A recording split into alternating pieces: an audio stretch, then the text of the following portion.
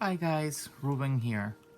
Today we're going to talk a little bit about watercolors and how to keep records. To talk a lot about watercolor history and all that would take way too long of a video, so I'm going to cut it into pieces. Today we're going to concentrate on how to keep records. First of all, or how to storage to begin with. Watercolors comes in different ways. It come in pens. Some come like sets, so you can buy the pen separates. They come also in tubes. They come liquid. Um, Also, they come in pencil, in markers, in crayons, and all kind of sorts of. But I like to keep them in the way I use them. Everybody can storage them in the way that is more convenient for them. I like to be able to see them. So I like to keep like the warm colors, the cool colors together. So when I needed them, I can grab them really quickly. It's all the way to storage where you can get, you know, the some of the Lang Nickel brushes come with this beautiful little case that you can storage your watercolor tubes in there, or even pens, and then you have the mixing pot in there in this side. Also, you have it in the other side. As you can see in here, has some in there used like that.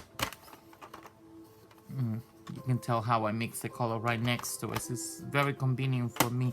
Another cheap way to do it is to take the DVD cases and you can use like bottle caps, and you can mix your own custom color in there, so you can keep it together with the rest of your watercolor, so you don't even need to spend money on it in your storage. Also, you can make your own watercolor. I have a separate video for this with a watercolor medium. This one is by Deco Art. You can mix your color and you can store it in this tiny little container, which you can find anywhere. You can see a few of the colors that I like. So you convert any acrylic color into watercolor, which is give you more options. The type of watercolors they come for kids, which is, if you are taking this seriously, don't bother with that. You can buy them maybe to practice if you're new to it.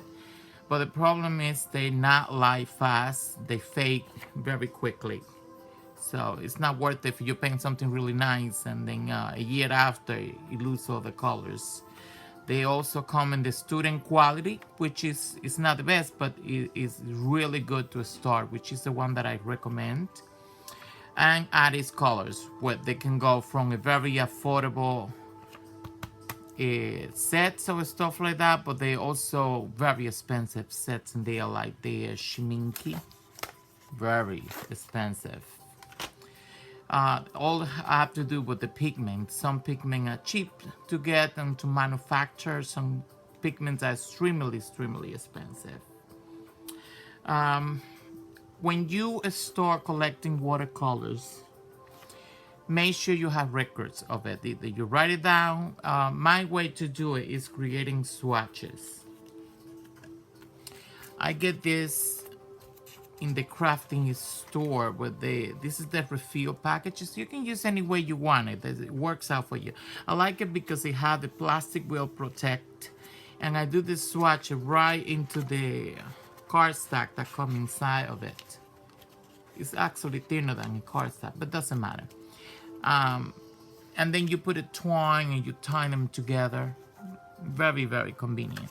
So when I'm looking for a color and a specific type of shade on the tones, so I have them all, and also I can compare them. I can compare the vibrancy. I can compare the quality of them, which I will make very other videos to kind of go one by one and how they work. I'm probably gonna test some of it for the light fatness. So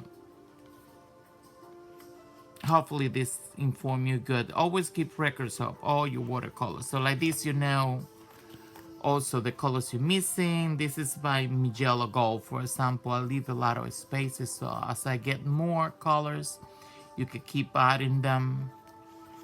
So this actually excellent brand. They sent me this, the company sent me this to test it, and they absolutely magnificent. There's a lot of good brands in there.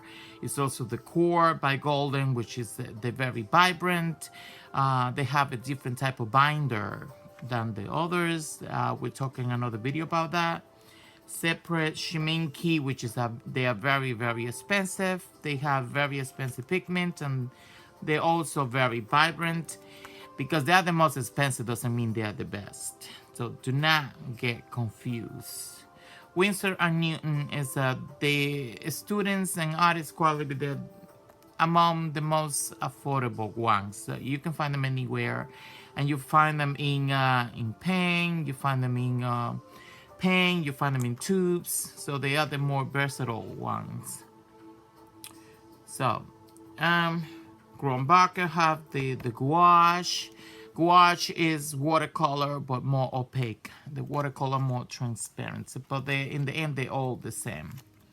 So I hope this helped you. If you anything you need to know, leave a comment below. I will appreciate that. Make sure you like and subscribe and share this video so other people can learn about it and you don't miss all the tutorials that are coming, and you're starting with this YouTube channel, so it's a lot for me to cover and to put in future videos. So I'll see you next time. Bye.